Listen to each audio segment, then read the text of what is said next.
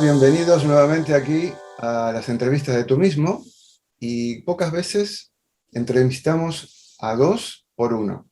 Y lo están viendo, a Feliciano Mayorga, a Coral Revilla, a ambos la bienvenida aquí a nuestro lugar de diálogo y de encuentro. ¿Cómo estáis?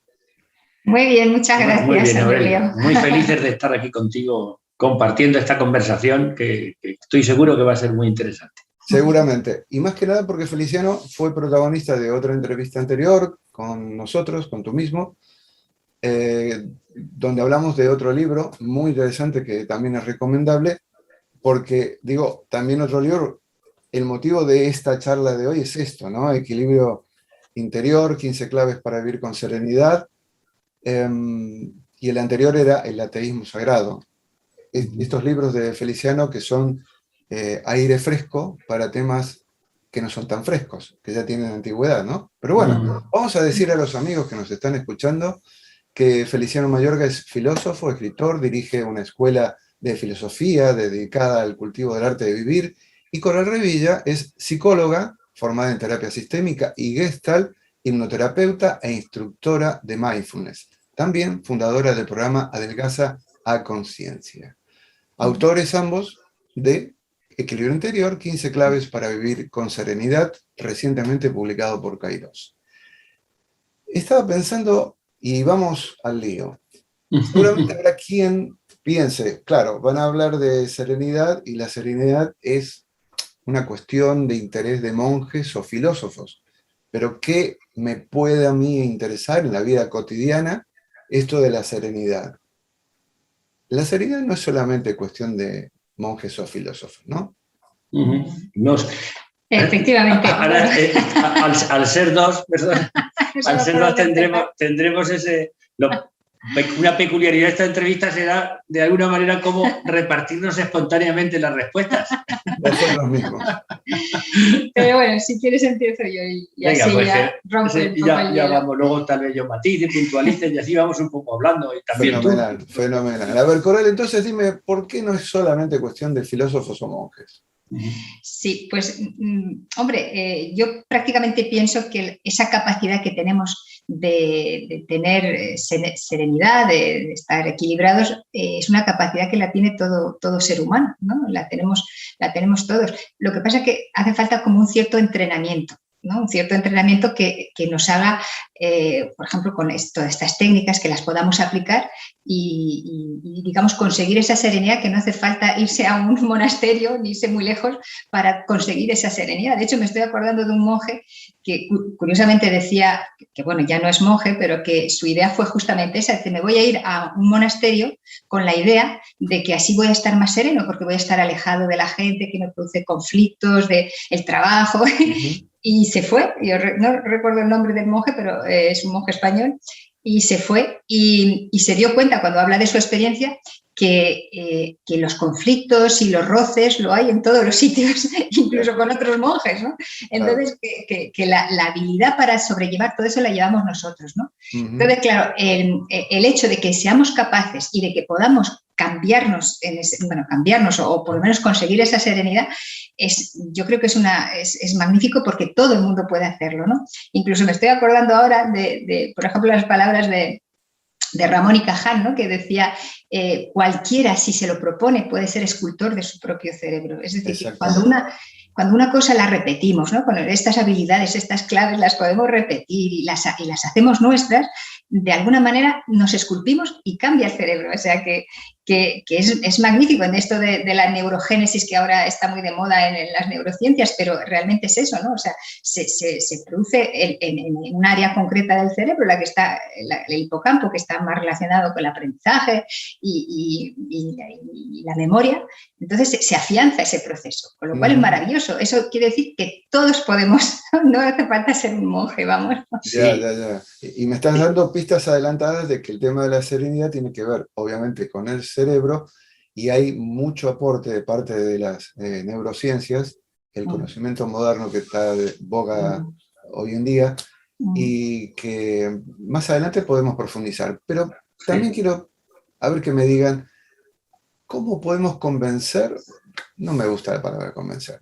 ¿cómo podemos focalizar, prestar atención en esta búsqueda de la serenidad en un mundo que va detrás de una desesperada sensación de un chute de adrenalina, ¿no? De felicidad, de lo quiero ya? ¿Cómo hacemos? Porque de serenidad, no. Pues esta pregunta, Aurelio, yo creo que voy a intentar dar una respuesta que enlaza con la anterior. En la parte, pues Coral ha comentado la parte que tiene que ver con las neurociencias, también con la psicología, enlazándola también con la filosofía, y intentaré responder a lo que dices, es que la serenidad es la expresión última, no quiero ser muy abstracto, creo que va a ser muy concreto, la serenidad es la expresión última de la libertad que tiene el ser humano. O sea, todo ser humano tiene una libertad última, radical, que consiste en que tal vez yo no puedo decidir sobre mi entorno, sobre aquello que me pasa. Las cosas me ocurren, pero siempre puedo decidir qué actitud adopto ante ello. Es decir, por muy oprimentes, por muy hostiles que sean las circunstancias, el individuo siempre tiene un último poder, una última decisión. Y eso, por ejemplo, responde al otro, ¿por qué cualquiera puede encontrar la serenidad?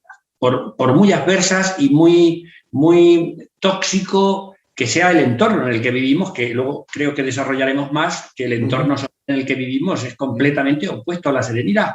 Pero valga como ejemplo de que en los campos de concentración,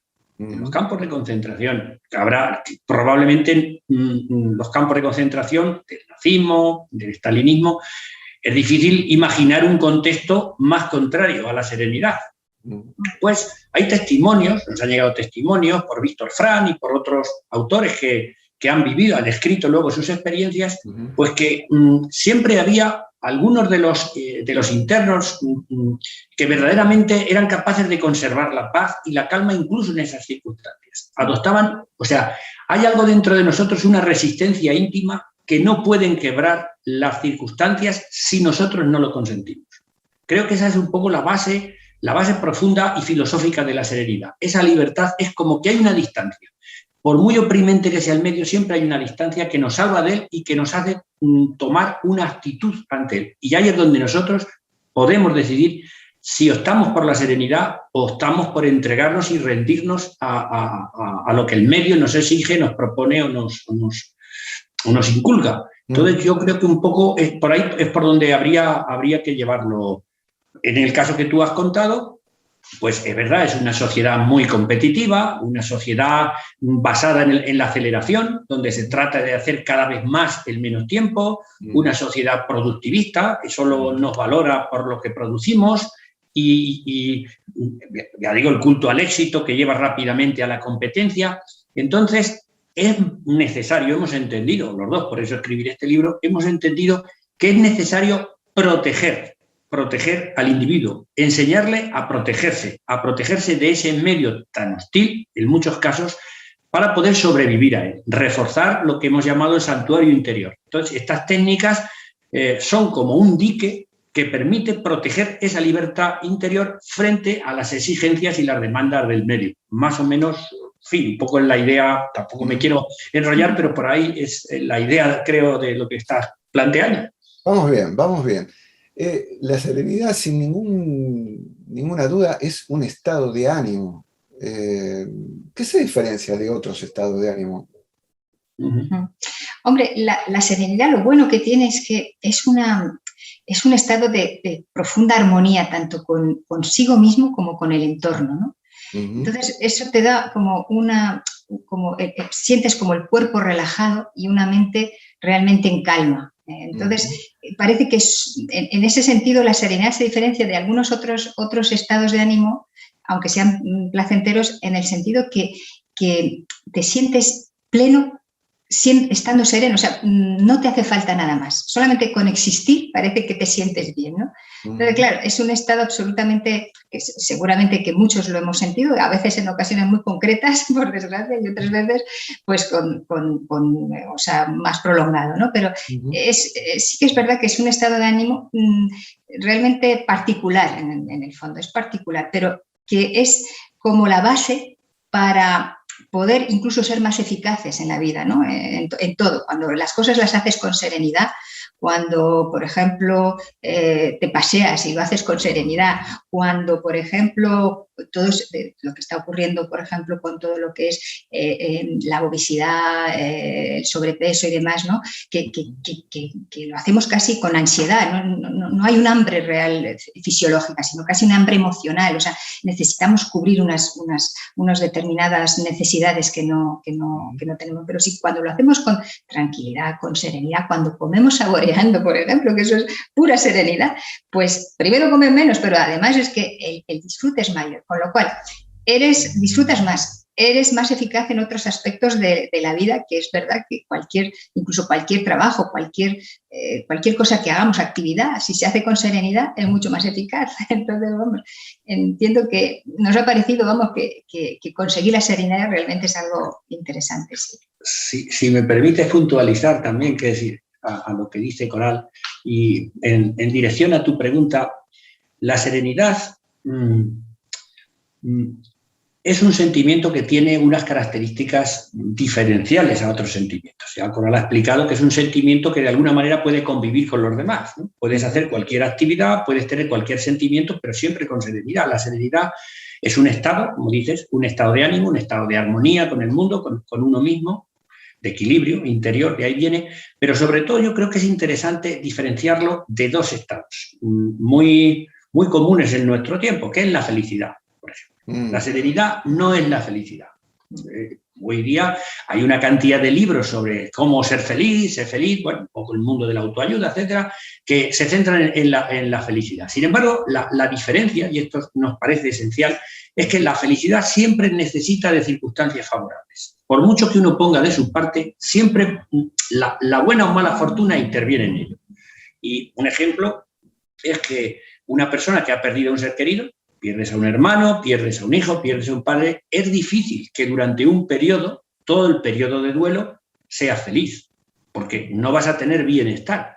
Sin embargo, incluso en las circunstancias como una pérdida de un ser querido, en medio del dolor se puede mantener la entereza, se puede mantener la serenidad. Eso lo diferencia de otros estados relacionados con el bienestar o la felicidad, porque depende solamente de uno. La felicidad y otros estados positivos dependen de tener también circunstancias favorables, aunque depende mucho de tu actitud, pero necesitas buena fortuna y circunstancias favorables. Pero incluso con malas cartas, aunque te salgan malas cartas en el destino, tú puedes mantener la serenidad. Eso lo diferencia de los estados de felicidad.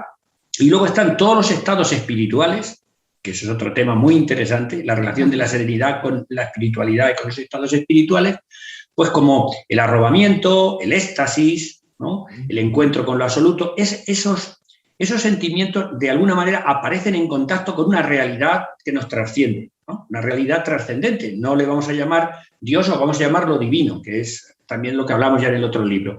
Todos esos sentimientos religiosos es verdad que generan una enorme serenidad en el individuo. Pero claro, el problema, no es la palabra problema, pero a diferencia de la serenidad, necesitas de ciertas certezas, de ciertas certidumbres. Necesitas tener un poco de fe. O sea, y sin embargo la serenidad puede tolerar perfectamente pues, la incertidumbre y la duda. Ahí está tal vez la diferencia. La serenidad puede ser el preámbulo de esos estados espirituales, incluso la consecuencia de esos estados espirituales. Pero tal y como nosotros lo hemos planteado en el libro, la serenidad es independiente, en principio, incluso de los estados espirituales. O dicho de alguna vez, es un estado psicológico, espiritual, pero que no necesariamente exige pertenecer o participar en ningún tipo concreto de espiritualidad. Es decir, hasta el individuo más escéptico del mundo, el individuo más ateo, el individuo más descreído, podría llegar a mantener la serenidad utilizando estas 15 técnicas. Bien. Os habéis adelantado a dos preguntas. Velocidad de vértigo. Y estamos hablando de serenidad. Alucino. Pero no, justamente era el tema de la serenidad y la incertidumbre, ¿no? En tiempos de incertidumbre, y digo para aquel que nos está escuchando y dirá, bueno, en estos tiempos convulsos donde no sabemos muy bien a dónde vamos, se han caído las viejas estructuras, vamos hacia un nuevo sistema de sociedad que todavía bien no se vislumbra, bueno, cataclismos, etcétera, etcétera, incertidumbre. Y la serenidad, lo acabas de explicar muy bien, tiene un papel importantísimo en el caso de que nosotros nos adueñemos de eso que nos pertenece, que tenemos, que no es extraño, que es la serenidad nuestra, que no hay manera de explicarlo, ¿no? Como decía Coral, es un estado de plenitud. Ahí, bueno, podemos avanzar de otra manera, pero no me quiero perder, no quiero enrollarme más. Decís que el reino de la serenidad es el presente. Y ahí hay una clave. Es decir, nuestra mente que va siempre de atrás para adelante y al futuro, ¿no? Y la serenidad es como que nos clava, nos enraiza, ¿no?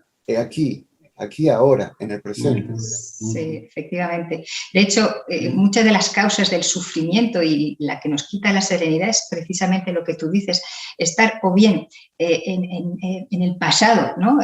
Con sentimientos de culpa, remordimientos, o que he hecho bien, que he hecho mal, o si no, estamos con ansiedad con respecto al futuro, ¿no? O sea, estamos entre el pasado y el futuro, entre también los deseos y los temores, ¿no? Entonces, claro, efectivamente, realmente no estamos anclados en el momento.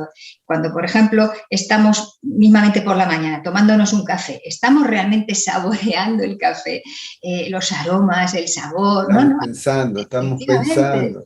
Estamos, que si he dejado bien las cosas, que si la reunión que voy a tener la he preparado bien, que si ahora mismo voy a tener mucho tráfico, pero realmente no estoy disfrutando el momento presente, ¿no? O tal vez peor, incluso pensando en cosas del pasado, a ver si no lo hice bien, y todo eso quita la paz y quita realmente la serenidad, ¿no? Entonces, bueno, pues ahí es recuperar la importancia del presente.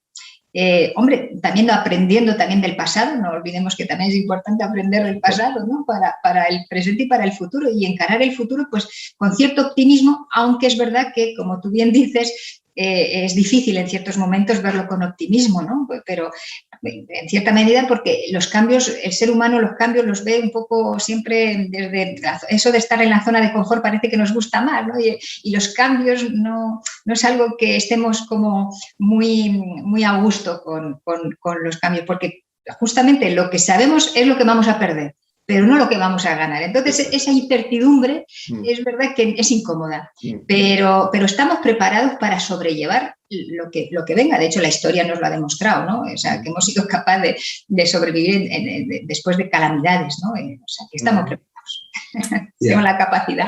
Sí, si puedo matizar, también está, bueno, matizar es añadir algo, no es matizar, es añadir. Es que el tema de la incertidumbre nos afecta más porque nuestro reino es demasiado amplio. Es decir, queremos controlar el futuro y el pasado.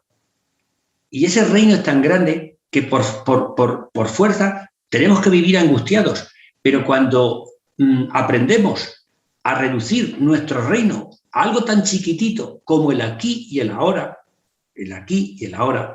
cuando pisamos en el aquí y el ahora y vemos que ponemos los límites de nuestro reino en aquello que podemos controlar, en aquello que depende de nosotros, que es el momento presente, entonces se nos va gran parte de la incertidumbre, porque no malgastamos nuestras fuerzas en defender un reino tan inmenso como el de lo posible, el del futuro y el del pasado. Yo creo que tiene también que ver con eso. El individuo se siente más seguro porque ha reducido los límites de su reino. Para eso hace falta humildad también. En esta cuestión también es cierto que en la serenidad aparece una palabrita simple, sencilla, pero que nos cuesta horrores. Aceptación. Efectivamente. El tema de la aceptación es que yo creo que porque se confunde mucho con la resignación, ¿no? Con que, bueno, pues tengo que aceptar. Mucha gente te lo dice, no, yo no voy a aceptar que se haya muerto un ser querido, ¿cómo voy a aceptar que haya un volcán que está dejando a gente sin hogar? ¿Cómo voy a aceptar eso? Claro, es la definición realmente de aceptación en el sentido más bien de reconocer lo que hay, aunque no nos guste. En el fondo es claridad. Si uno, por ejemplo, está enfermo y no reconoce que está enfermo y no acepta que realmente está mal, no puede buscar tratamiento, por ejemplo. Entonces, claro, la aceptación yo diría que es una de las cosas más importantes. De hecho, dentro de las terapias de tercera generación, como conoceréis, como la terapia de aceptación y compromiso, es básico. Es acepta primero lo que hay, porque muchas veces cuando quieres controlar es justamente el problema, no la solución. Buscas, controlas porque crees que es la solución, pero realmente es el problema, ¿no? Entonces, acepta primero, que es la primera parte, que es fundamental, de hecho, y después ya vamos hacia tus valores, hacia vivir hacia el camino que es el tuyo, ¿no? Pero la aceptación realmente, efectivamente, como tú dices, es que es básico, pero porque creo que la gente en realidad lo confunde con conformismo y no es lo mismo. O sea, eso sí que creo que hay que matizar. Y acepta no solo los hechos, no acepta los hechos agradables o desagradables, pero acepta los hechos es el primer paso, pero también acepta tus sentimientos sobre los hechos. Porque a veces tampoco aceptamos las emociones y eso sí que genera una guerra interior y un conflicto interior. Tengo miedo. No, si aparece el mandato cultural, eres un cobarde. ¿Cómo tú te vas a atrever a sentir miedo? Si eres varón todavía es más fuerte, ¿no? Como un varón va a aceptar que tiene miedo. Entonces, al oponernos a nuestro miedo, el miedo se intensifica. O me siento envidia. ¡Oh, qué horror! Pero eres un envidioso, un miserable envidioso. Y aparece esa voz que todos tenemos dentro que dice, pero eres despreciable, ¿cómo vas a tener envidia? En vez de decir, bueno, voy a ver qué quiere decir la envidia. Aceptar la envidia. Tengo envidia. Ante ti mismo, no hace falta que vayas a una televisión a contarlo, que tienes envidia. Pero siento envidia, bueno, pues analiza desde esa actitud pacífica y aceptadora, incluso las emociones se vuelven benévolas. Pero si tú te enfrentas a tus emociones porque no las quieres aceptar, lo más normal es que se te rebelen. Claro. Y acabas en un campo de batalla interior. Me siento culpable. Hombre, la culpa es terrible. ¿Por qué te sientes culpable? Aparece siempre esa voz despreciadora de las emociones. Cuando realmente no, acepto que tengo culpa. A ver, ¿por qué tengo culpa? Hablar con tu emoción, dialogar con tu emoción. ¿Por qué te sientes culpable? Ah, bueno, es verdad, has cometido este error, lo acepto, pero no te voy a machacar, no te voy a atormentar. ¿Qué puedes aprender de la experiencia? Hablar contigo como un amigo. Es que eso nos falta y todo tiene que ver por no aceptar. Sí. No somos amigos de nosotros mismos, Aurelio. Sí. Y porque rechazamos precisamente, sobre todo las emociones negativas, no diría negativas, pero desagradables en cierta medida, ¿no? Cuando realmente también tienen un valor incalculable, que eso es lo que no nos dicen también. Porque yo lo asemejo muchas veces al pilotillo ese del coche que se te enciende o porque te falta gasolina o a veces una llave inglesa que se pone en rojo y dices, aquí pasa algo. No pasa nada por reconocerlo y verlo y decir, a ver, ¿qué está pasando realmente?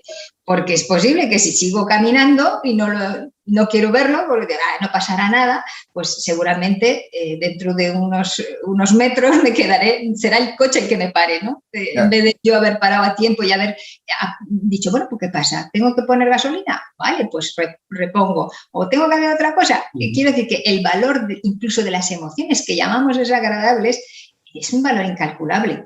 Hay que tenerlas en cuenta. Y para que veáis que me he leído el libro, es el voto de serenidad. Ajá, eso sí que es. Me encantó, Sí. Ese sí que es. Mira, el voto de serenidad, en parte, es una de las cosas que más debate ha ocasionado entre los dos. Pero por la forma de explicarlo. Por la forma de explicarlo. No por porque escribir un libro es toda una aventura. Sí, pone en juego la serenidad, incluso el futuro de la pareja. Muy bien. A ver, contad. Somete a la pareja a un estado de estrés, escribir sobre la serenidad. Entonces, le hemos dado muchas vueltas, en concreto a ese punto, sobre el mejor modo de explicar lo que queremos decir. Entonces, el voto de serenidad, básicamente, lo que viene a decir es que no podemos tener serenidad si no empezamos con el compromiso, si no nos comprometemos a decir, lo más importante en mi vida es la serenidad.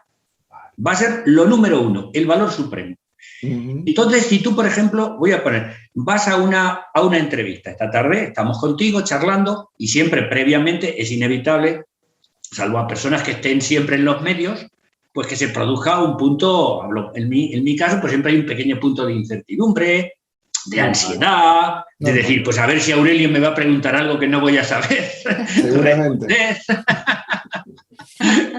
Y voy a hacer el ridículo. Esos son sentimientos que cualquier persona puede tener, pero en ese caso Por ejemplo, estoy haciendo una aplicación concreta del voto de serenidad. Pues decir, a ver, Feliciano, ¿qué es lo más importante? ¿Hacer el ridículo o no hacerlo? ¿Responder una pregunta o no responderlo? ¿O mantener la serenidad? Y digo, a ver, lo más importante es mantener la serenidad. Y entonces eso me relaja. Me relaja. Ya voy a la entrevista diciendo, bueno, ya tengo el valor supremo, que es mantenerme sereno. Ahora intentaré hacerlo lo mejor posible, aportar lo más posible a quien nos está escuchando, pero el objetivo básico, no quiero perderlo de vista, es la serenidad. Porque cualquier otro objetivo al final no depende de ti, pero la serenidad sí. Y entonces el voto de serenidad es como ese compromiso que pedimos a nuestros lectores o a las personas que busquen la serenidad, de decir, voy a hacer a partir de ahora que la serenidad sea el valor supremo. Y cualquier otro valor lo voy a relativizar a él. Puede sonar fuerte, ¿no? Así, porque digo, bueno, pues hay otros valores muy importantes en el ser humano. No puedes estar sereno mientras no sea la serenidad el principio, o sea, el fin del camino y el medio que llegar a él. Sí, y eso se ve también en cosas muy banales, pero también importantes. A veces dos personas discuten. Cada una tiene una opinión, ¿no? Está muy bien que se produzca un diálogo, pero a veces nos enzarzamos en la discusión que casi al final acabamos una discusión, casi una bronca, ¿no? En ese sentido, uno se pregunta, ¿qué es más importante? ¿Querer llevar razón o la serenidad? Porque realmente llega un momento que, bueno, cada uno tiene sus ideas y muy bien, ¿no? No pasa nada, no pasa nada. Pero a veces anteponemos, por eso el voto de serenidad, anteponemos otros aspectos como llevar razón o mis preocupaciones o lo que sea a algo tan importante como la serenidad. Con lo cual es verdad que cuando te lo propones y te comprometes a ello, claro, ahí va cambiando ciertas cosas, claro. Hay algo muy bonito que también describís, tomando como concepto la enseñanza epicúrea. Ahora vuelven los epicúreos de nuevo a tener su lugar junto con los estoicos, también otra corriente. Bueno, estamos reivindicando nuestros orígenes griegos, ¿no? Griegos. Y bienvenido sea, bienvenido sea. La cuestión de no tener expectativas, ¿no? De no planificar. Y esta es la cuestión que a mí me enamoró cuando lo pusisteis en palabras, ¿no? Desear aquello que nos va saliendo al encuentro en la vida.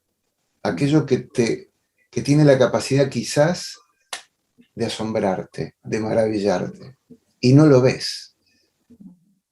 Bueno, eso, en concreto, esa sabiduría de la que estás hablando, que le debemos a Epicuro, es una manera, a Epicuro en sus orígenes, luego nos la reforzó la lectura, que también hablamos ahí de André Gide, ¿no? Que tiene alimentos terrestres que a nosotros también nos enamoró. O sea, su planteamiento por la vida es que es tan diferente.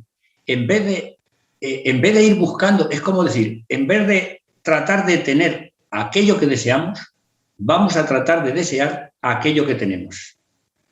Perdón, repítelo porque esto es, yo creo que es la clave de muchas cosas. Repítelo. En vez de tratar de tener aquello que deseamos, vamos a tratar de desear aquello que tenemos. Ese es un poco, porque también, siguiendo esa frase, podríamos decir, quien desea lo que no tiene, nunca tiene lo que desea. Que es otra frase que puede complementar esta. Entonces, la sabiduría de André Gide, que de alguna manera refleja el epicureísmo, que nos interesó tanto, es porque su idea es, voy a moverme por el mundo, pero en vez de ir detrás de cosas, detrás de quimeras, voy a intentar disfrutar de cada cosa que va saliendo a mi encuentro y que no me espero, ¿no? Es dejarte sorprender por el mundo. Y entonces, en vez de ir buscando un río, un riachuelo, para disfrutar del agua, cuando aparece el riachuelo, él dice, qué feliz soy, voy a bañarme en él. Es decir, en vez de ir buscando un atardecer, cuando llega el atardecer, decir, qué bonito el atardecer, no me lo esperaba, voy a disfrutar plenamente de él. Es ir disfrutando y gozando de cada cosa que te va saliendo al encuentro, dejarte sorprender por cada una de esas cosas. Y como bien has dicho, maravillarte. Es decir, si es que cada cosa es maravillosa. Entre otras cosas porque podría no existir.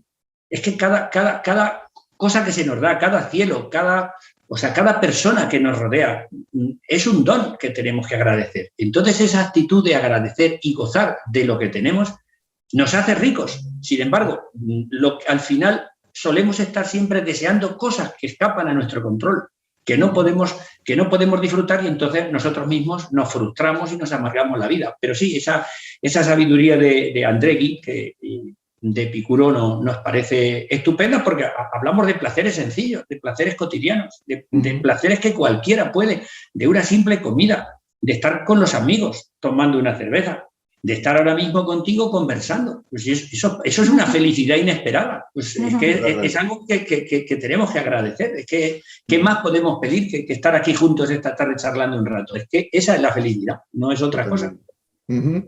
Bueno, habría más preguntas del capítulo, digamos, de del prólogo que hacéis para entrar de lleno a las técnicas para el logro de la serenidad, que ahora sí vamos de lleno y son 15, no sé si nos vamos a tener el tiempo suficiente de cada una, y además, oye, que la gente... Habrá que dejar alguna parte. Algo vamos a dejar, ¿no? Un aperitivo. Hay puntos interesantes.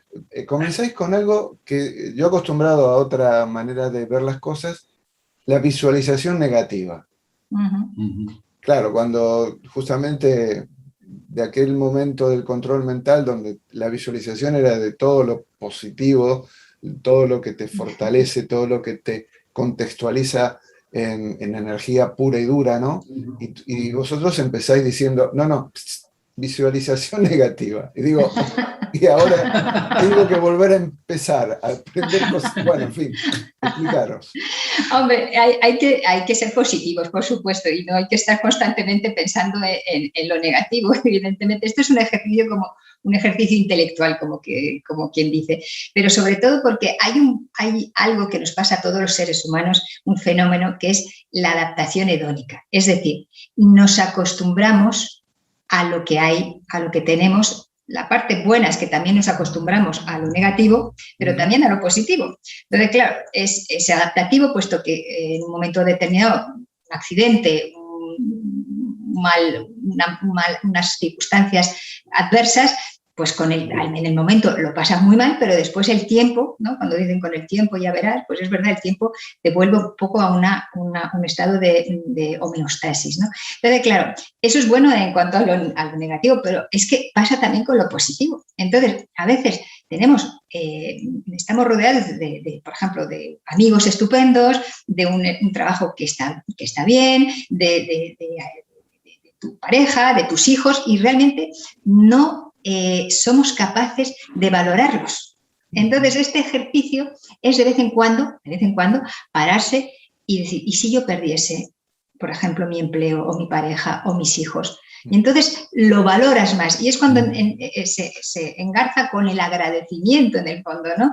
Que son todo, digamos, sensaciones agradables y que justamente nos equilibran, nos tranquilizan, nos dan energía positiva, como quien dice, ¿no? Pero que de vez en cuando es bueno darse cuenta que hay cosas que puedes perder, que las tenemos como algo que lo tenemos para siempre, y que no, esas cosas pueden desaparecer y no nos damos cuenta, ¿no? Para eso está un poco también la idea budista, ¿no? de la impermanencia, ¿no? Incluso hay muchas meditaciones sobre ese tema, ¿no?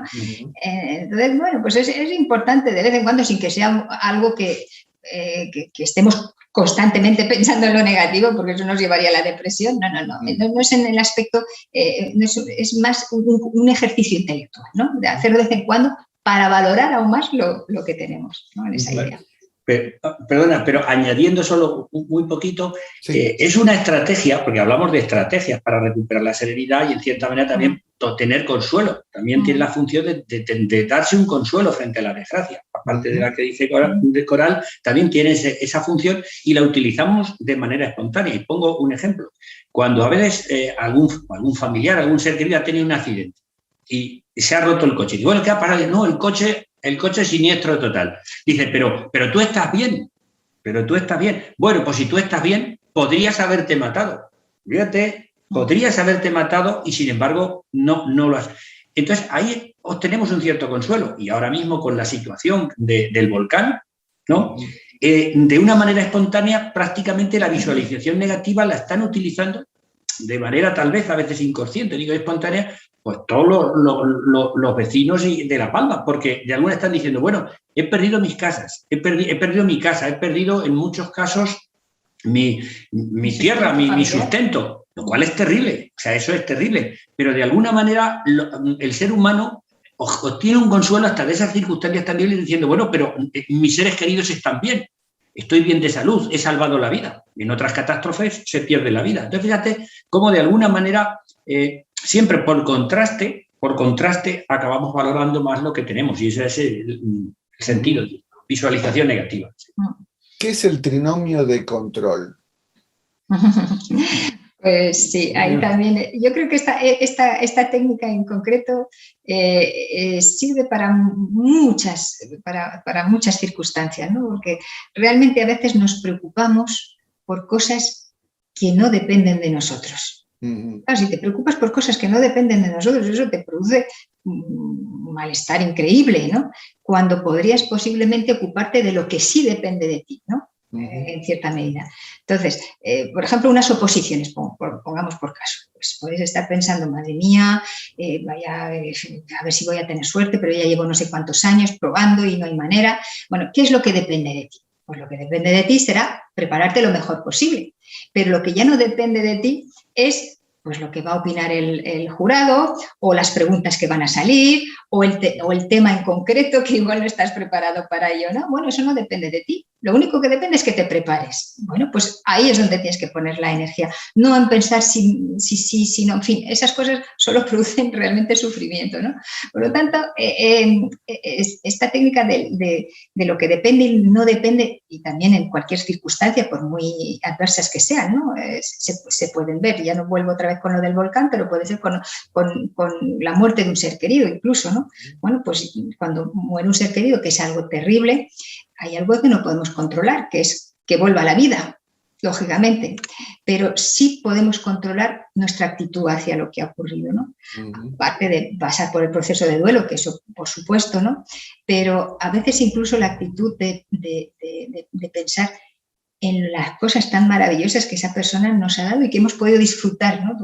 durante su vida, que eso, digamos, que nos hace sentir muchísimo mejor, ¿no? Porque eso sí que lo puedo, de alguna manera, depende de mí, mi actitud, pero el estar constantemente y no tenía que haber ocurrido y qué desgracia, esa persona no va a volver a la vida, ¿no? Eso ya no depende de nosotros, por ejemplo. Pero bueno, como otros muchos aspectos.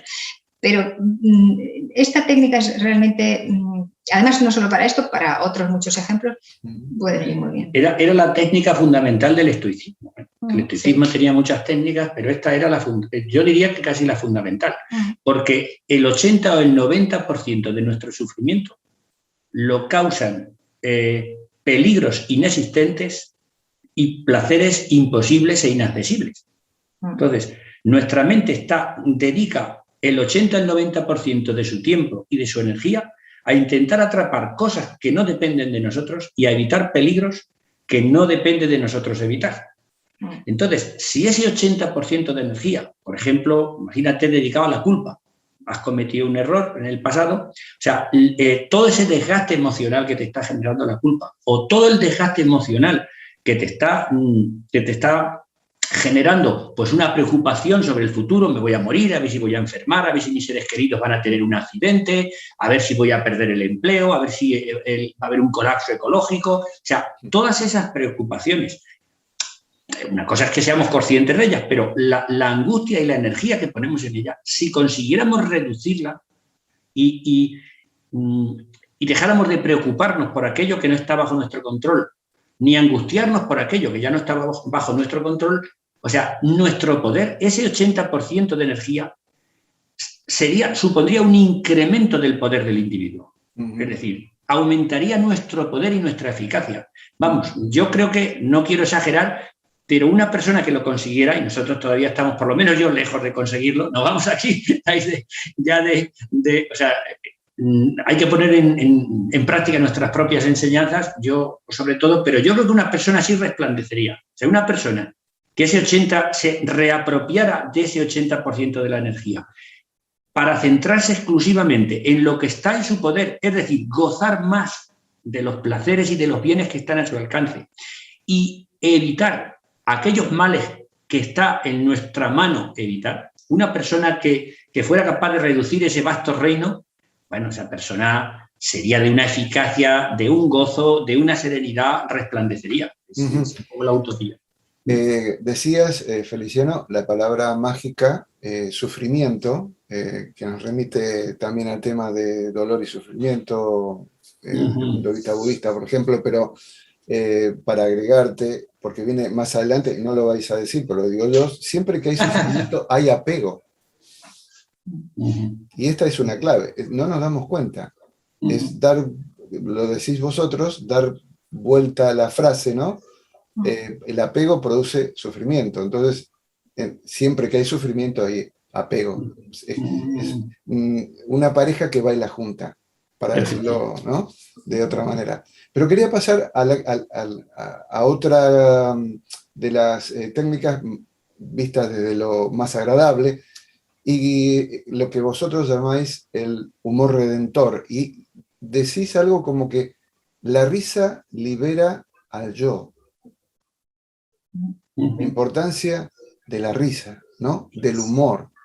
Sí, así es. Es que en todo realmente, pero incluso en situaciones tensas, sacas una broma, sacas un poco, sacas algo gracioso y rompes el hielo, o sea, se rompe el hielo y se restablece como una cierta armonía, ¿no?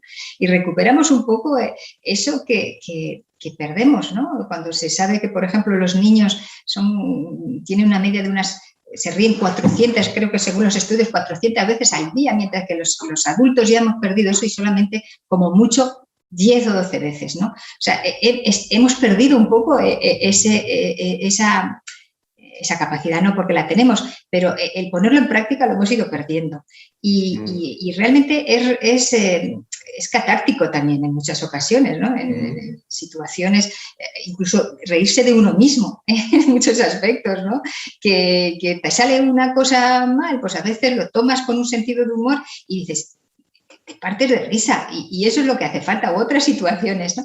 Entonces sí que es verdad que el humor redentor, o el juego, incluso el juego, la parte lúdica de la vida, que los adultos la estamos perdiendo de alguna manera, por lo que tú decías antes, porque llevamos una vida que casi los niños la están perdiendo, porque estamos como dicen, en la enfermedad del tiempo, la cronopatía, como la llaman, que no hay tiempo de nada, ¿no? Entonces se pierde casi el tiempo de jugar. Los niños están ya más estresados casi que los adultos, porque los niños que antes casi era inexistente, la ansiedad, el estrés, se está viendo que lo están también, digamos, padeciendo, ¿no? Entonces, volvamos un poco a que tengan también tiempo de jugar, pero no solamente los niños, también los adultos, y que podamos reírnos y que podamos gozar en ese aspecto, ¿no? Y eso sí tiene una parte muy redentora. Pero volviendo al humor redentor, por ejemplo, ahora mismo estoy observando, porque las personas egocéntricas, todos tenemos de ellos, no lo digo así como si fuera, porque siempre uno piensa que son egocéntricos los demás y él no,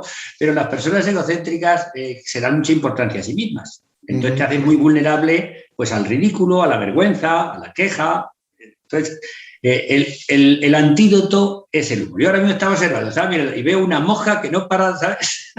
Que se está cruzando en la cámara y digo, ¿pero será posible la mosca? O sea, digo, por más que intenta uno aquí será tener aséptico el entorno y la maldita mosca, y ya yo solo me estaba riendo en vez de avergonzarme.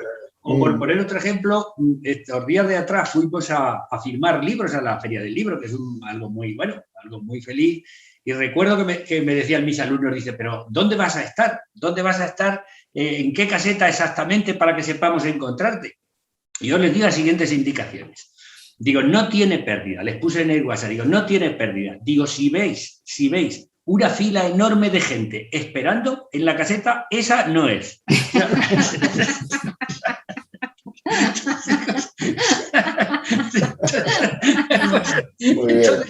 Es un poco ante el deseo de triunfar y de estar en una caseta y que haya unas filas kilométricas esperando para que le firmes, no deja de ser un deseo o un apego egocéntrico, pues cuando tú te das cuenta que lo tienes, porque no pueden negar que lo tienes, pues te ríes de él y te burlas de esa manera, como diciendo, no te preocupes que seguramente que, en fin. era solamente una...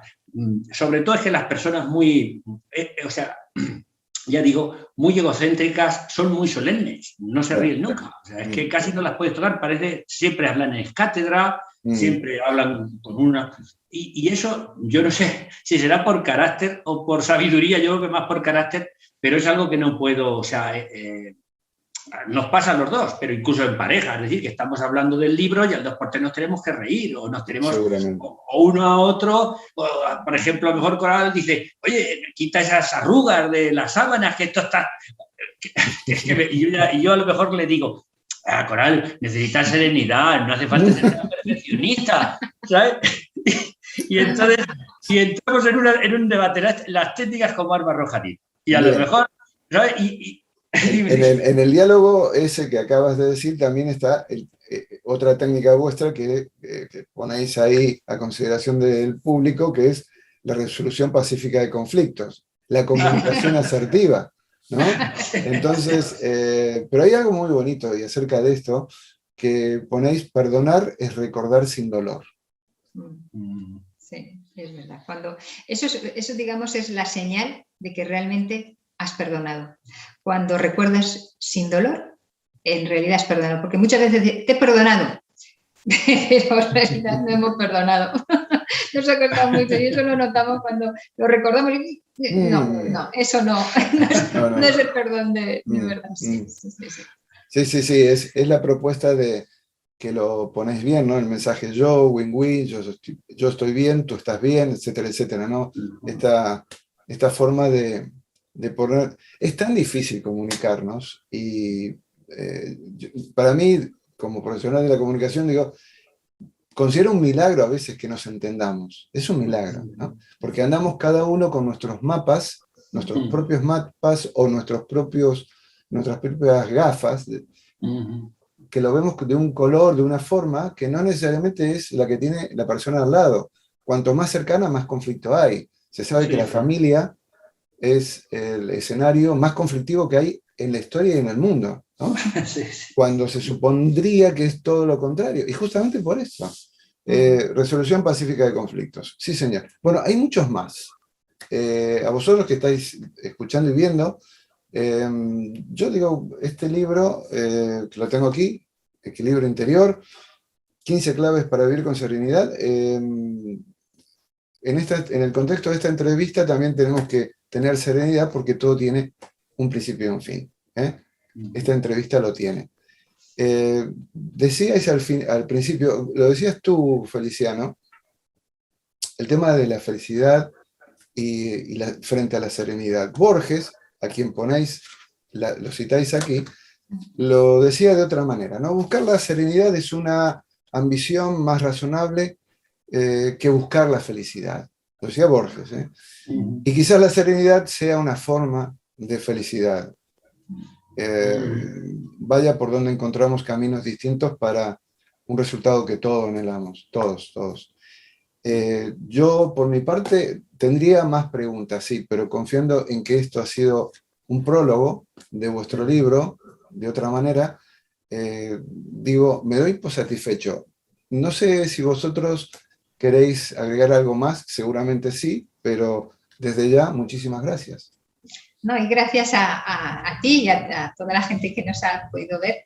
La verdad es que esperamos que realmente ayude, que es en el fondo el objetivo, y que es un libro, pues, un poco, no solamente para leerlo así de una sola vez, sino que es bueno tenerlo ahí como un botiquín, ¿no? de primeros auxilios. En algún momento viene bien de tirar de alguna técnica, ¿no? Así que nada, muchas gracias. Y por mi parte, pues igual agradecerte, y no agradecerte como una especie de cumplido protocolario, sino agradecerte de corazón a ti y a quien nos escuche, porque más allá del libro, el que pueda haber un encuentro, una conversación interesante, donde tratemos temas profundos que muchas veces están alejados de lo que habitualmente se va moviendo en las redes y el otro. El poder tener una conversación así, pues es para nosotros un privilegio y una felicidad. Así que ahora mismo estamos con las pilas, a tope, Aurelio. Gracias. Bueno, muchísimas gracias. Ojalá volvamos a vernos en una próxima ocasión con otro pretexto. Sí. Y mientras tanto, a vosotros que nos estáis viendo, muchísimas gracias también por vuestra compañía. Y ya que estamos hablando de 15 claves para vivir con serenidad, que seáis serenos y felices. Hasta la próxima entrevista aquí, en Tú Mismo. Igual. Hasta la próxima. Adiós.